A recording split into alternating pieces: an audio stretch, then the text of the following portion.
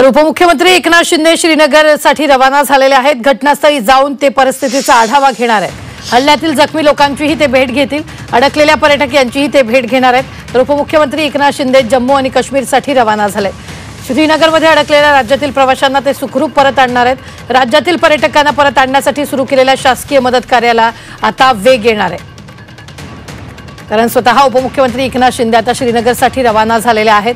ते स्वतः घटनास्थळी जाऊन या सगळ्या परिस्थितीचा आढावा घेतील, अडकलेल्या पर्यटकांशी बातचीत करतील, जखमी पर्यटकांशी ते संवाद साधणार आहेत। त्यामुळे आता एकनाथ शिंदे हे रवाना झालेले आहेत।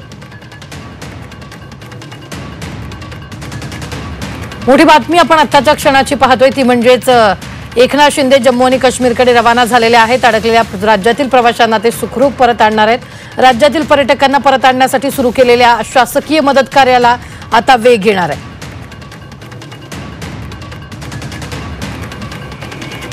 एकनाथ शिंदे रवाना झाल्याचं आपल्याला याच्यात पाहायला मिळतंय। अडकलेल्या पर्यटकांशी ते तिथे जाऊन चर्चा करतील, जखमी पर्यटकांशी देखील संवाद साधणार आहेत। एकनाथ शिंदे हे श्रीनगरसाठी रवाना झालेले आहेत।